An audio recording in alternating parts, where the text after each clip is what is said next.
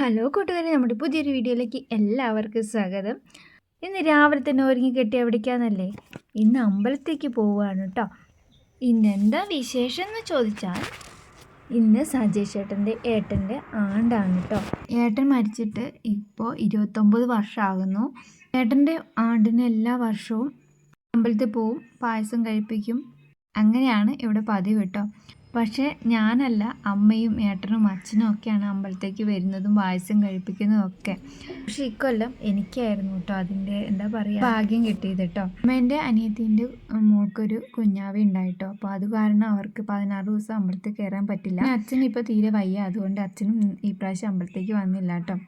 അത് കഴിഞ്ഞ് അമ്പലത്തേക്ക് പോയി വന്നതാ ഞാൻ ഭക്ഷണം കഴിക്കുകയാണ്. വലിയ കറിയൊന്നുമില്ല, ചേമ്പ് കറി വെച്ചതും പിന്നെ പയറുപ്പേരിയും അത്രയേ ഉള്ളൂ കേട്ടോ. വൈകുന്നേരം മക്കളെയൊക്കെ കൂട്ടി വന്ന് ഇതാ ഞങ്ങൾ പായസം കുടിക്കുകയാണ് കേട്ടോ. നല്ല ടേസ്റ്റ് ഉണ്ടായിരുന്നു കേട്ടോ പായസം കുടിക്കാൻ. കൂടെ ഞാനൊരു പപ്പടം കൂട്ടിയാണ് കഴിക്കുന്നത്. എനിക്ക് ഭയങ്കര ഇഷ്ടം കേട്ടോ പപ്പടം കൂട്ടി പായസം കഴിക്കാൻ. ഇത് തക്കുവിൻ്റെ ഒരു കലാവിരുതാണ് കേട്ടോ. എന്താ പറയേണ്ടത്, അടിക്കണോ തല്ലണോ കുത്തണോ എന്നൊന്നും അറിയാത്തൊരവസ്ഥയിലാണ് കേട്ടോ. വൈകുന്നേരം മീനങ്ങാടി പോകാൻ വേണ്ടിയിട്ട് അവളോട് ഒരുങ്ങാൻ പറഞ്ഞതാണ്. എനിക്ക് കുറച്ച് പണിത്തിരക്കായിരുന്നു കേട്ടോ, അതുകൊണ്ട് ഞാൻ അവളോട് ഒരുങ്ങിക്കോളാൻ പറഞ്ഞിട്ട് പോയതാട്ടോ. ഞാൻ വരുമ്പോഴേക്കുള്ള പരാക്രമമാണ് ഇത്. ഒരുങ്ങി കഴിഞ്ഞിട്ട് ഐലൈനർ ഇട്ടതാട്ടോ. എന്തോ കുരുത്തത്തിന് ഡ്രസ്സിലൊന്നും ആയില്ല, പക്ഷെ നല്ല അലക്കി വെച്ച തോർത്ത് മൊത്തം അവിടെ ആക്കി തന്നു കേട്ടോ. ഇത് പിറ്റേ ദിവസത്തെ വീഡിയോ ആണ്. രാവിലെ തന്നെ സനു തേങ്ങ പറിക്കാൻ വന്നിട്ടുണ്ടായിരുന്നു കേട്ടോ. കുറേ ദിവസമായി അവരെ വിളിക്കുന്നുണ്ട്, 2-3 മാസമായി കേട്ടോ തേങ്ങ പറിക്കാൻ വേണ്ടിയിട്ട് വരാൻ പറഞ്ഞിട്ട്. പക്ഷേ ഇന്നാണ് അവർ വന്നത്. അവർക്കും വേറെ എന്തൊക്കെയോ പണി ഉണ്ടായിരുന്നു കേട്ടോ, അതാണ് വരാത്തത്. പക്ഷേ നമ്മുടെ തേങ്ങയൊക്കെ നന്നായിട്ട് ഉടങ്ങിയിട്ടുണ്ടായിരുന്നു. അപ്പോൾ ഇതാ നമ്മുടെ തേങ്ങയൊക്കെ താഴെ കിടപ്പുണ്ട്. ഇനി ഇതൊക്കെ പൊറുക്കിയെടുക്കണം. അതിൻ്റെ കൂടെ തന്നെ 2 ഇളനിയും കൂടി ഇട്ടിട്ടുണ്ടായിരുന്നു കേട്ടോ.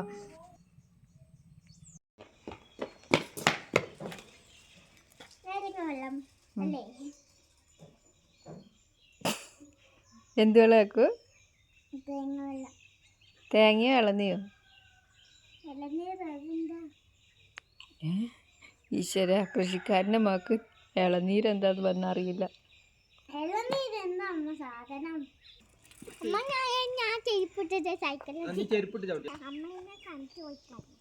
എന്ത്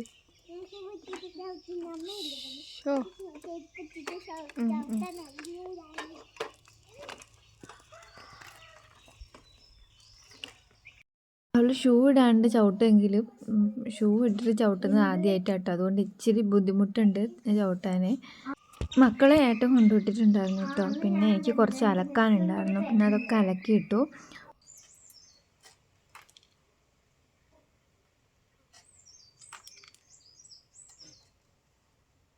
നമ്മുടെ പുളിയൊക്കെ അടത്തിയിട്ടുണ്ടായിരുന്നില്ലേ, അതിൻ്റെ കുരു കളയലാണ് കേട്ടോ ഇന്നത്തെ പരിപാടി.